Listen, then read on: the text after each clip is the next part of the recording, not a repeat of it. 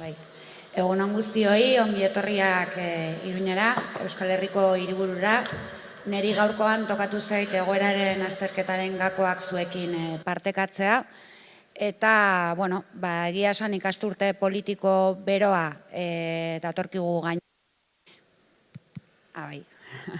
Ikasturte politiko beroa datorkigu gainera, Kataluniaren prozesuak aztoratzen ari du egoera politikoa, Ezker Abertzalearen oinarriak eta Euskal Herriko jendartearen artean ere berotasun eta oldartze bat nabaritzen hasiak gara, eta ziurrenik pertzepzio bat jabetzen ari da gu guztiotaz, eta pertzepzio hori da dena aldatzera dijoan urte baten aurrean topatzen garela, eta horregatik saiatuko gara egoeraren gako batzuk mahaigaineratzen, gero Peiok esplikatuko duen hurrengo 2 urteetarako planaren zertzelada nagusiak bertan kokatu ahal izateko.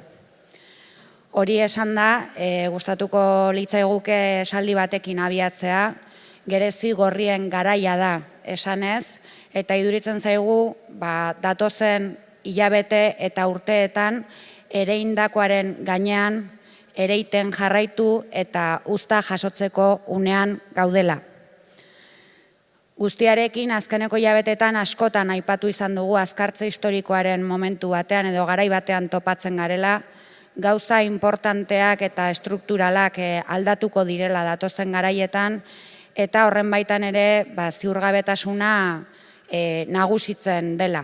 Gaur-gaurkoz munduan eta Europan oso zaila da aurre ikustea zer gertatu daitekeen, oso zaila da jakitea hemendikan 2 urtetara Europar Batasunaren egoera zein izango den, oso zaila da neurtzea zein izango den Estatu Islamiarraren edo ISISen fenomenoaren eragin globala, eta oso zaila da ere jakitea eskuinaren alderdi tradizionalak gainberan dauden honetan zein izango den zigilu berriko eskuinaren garapena bereziki hemen Europan.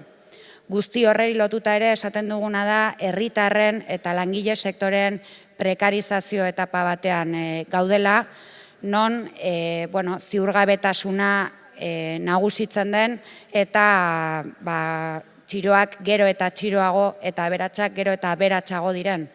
Eta esaten duguna da ere sozialdemokraziaren garapena kinkalarrian dagoen honetan, badaudela hainbat alternatiba eraldatzaile, bidea irekitzen ari direnak, bide berriak esploratzen ari direnak, eta datozen urteetan arreta bereziz begiratu beharko diogula prozesu soberanista eraldatzaile ezberdinei, bereziki hemen, Europan, badaudelako hainbat bide eta hainbat proiektu zentzu horretan arakatzeko.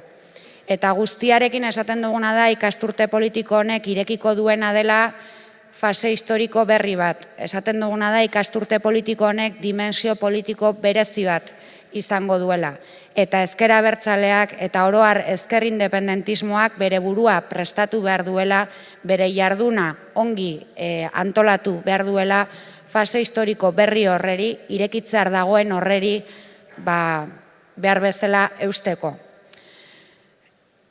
Goiburu azkar batzuk botako ditut, Frantziar estatuari dagokionez krisi sakonean murgildua dago Frantzia. Krisi hori 2007an hasi zen krisi ekonomikoarekin, eta horrek gero garapen bat izan du. Krisi sozialean eta krisi politikoan bukatu dena.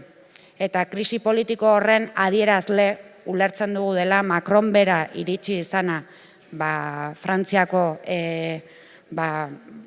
gorenera, eta baita ere Frantziako ultraeskuinak izan duen gorakada. Horren aurrean, Ipar Euskal Herrian eman diren urratsek ere, ematen dizkigute hainbat pista nola jardun behar dugunari buruz.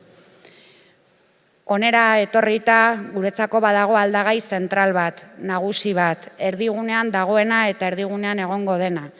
Askotan esan dugu, baina orain bai, 78ko erregimena porroterako bidean dago, hilzorian dago, agortua dago, eta ikasturte hau mugarri importante bat izango da zentzu horretan. Askotan esan dugu ere, Estatu Espainola krisi sakon batean murgildua egon da azken hamarkada edo urte luze hauetan. Eta krisi horren atzean badaude iturburu ezberdinak krisi hori esplikatzeko. Aurrenekoa, ezker abertzalearen eta herri honetako sektore borrokalariek 40 urtetan egindako lana dago. Beste alde batetik, azkeneko urteetan gailendu den krisi finantziero, ekonomiko eta politikoa. Bideragarritasun eza adierazi duena estatu honen aldetik, bideragarritasun eza mahai gainean jarri duena, eredu sozial eta politiko justo bat egin ahal izateko. Eta badago hirugarren iturburu bat, ezinbestekoa dena, erregimen honen porrota, erregimen honen agorpena zinez badatorrela baieztatzeko. Eta hain zuzen ere hori Katalunian egiten ari diren prozesu herritar eta demokratikoa da. Zentzu horretan, eta Kataluniako prozesuari zer begiratuz, gaur-gaurkoz ez dago esaterik hurrengo orduetan, hurrengo egunetan zer gertatuko den Katalunian, ez dago jakiterik. Dakiguna da, urriaren batean Kataluniako herriak erreferenduma egiteko eta independentziarako bidea egiteko erabateko determinazioa daukala. Eta dakiguna da, Estatu Espainolak berriro ere ez duela hutsik egin eta zalantzarik baldin bagenuen bide errepresibo guztiak erabiliko dituela erreferendum hori eragotzi edo ahalik eta gehien baldintzatzeko, hori badakigu. Eta horren aurrean dioguna da urriaren batetik aurrera ezer ez dela berdin izango. Urriaren batetik aurrera erregimen horreri, 78ko erregimen horreri, azkeneko zaztada emateko momentuan aurkituko garela. Eta testuinguru politikoa Katalunian, Euskal Herrian eta Estatuan erabat aldatuko dela. Hori jakin badakigu. Eta horreri lotuta aipamen bat egin nahi genuen PNV-ren posizioaren inguruan. Askotan esan dugu, badakigu Urkulluren PNV-ren zuzendaritza non dagoen, neoliberalismoaren eta estatuko akuilu izatearen puntuan. Baina esaten duguna da, datozen egunak, hilabeteak, urtea, gakoa izango dela PNV-ren dekantazioa argitzeko. Eta PNV-ri hegemonia disputatzeko. Eta zentzu horretan ere dioguna da, gakoa izango dela Kataluniako auzia, nola ez. Eta guztiarekin, hilzorian baldin badago 78ko erregimena, eta orain bai. Eta guztiarekin esaten baldin badugu Kataluniako prozesuak testuingurua aldatuko duela, eta hori zinez egia da, esaten duguna da ikasturte politiko honetan aukera leiho bat zabaltzen dela gure herriarentzako. Gure herrian egin nahi duguna ahalik eta azkarren abiatzeko. Eta zentzu horretan aurreikusgarria dena zera da. Hilzorian dagoen hori, edo horren gainean, estatuak bere maniobrak egingo dituela. Hilzorian dagoen hori, reanimazio batean sartzeko eta estatuaren inguruko reformulazio eta abarretan ereiteko.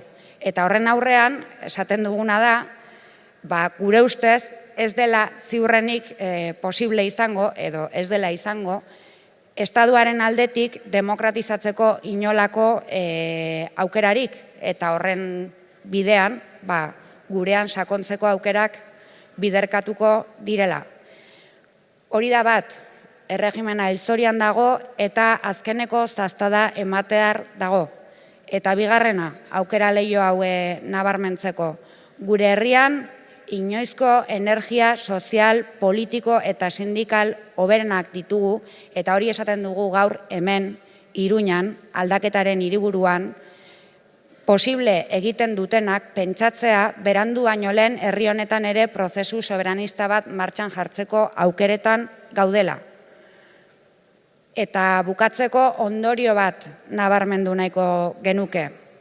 Eta ondorio hori da, askotan esan dugu, duela 40 urte, ezker abertzaleak asmatu egin zuen transizio ustez demokratiko horren aurrean, haustura demokratikoaren bidea hartu zuenean eta planteamendu hori zabaldu zuenean. Gaur, sektore gehiago, askoz ere gehiago, gehitu dira bere egunean egindako irakurketa horreri. Eta gaur, erregimen hori hilzorian dagoenean, esaten duguna da, tokatzen zaiguna dela burujabetzaren aroa irekitzea.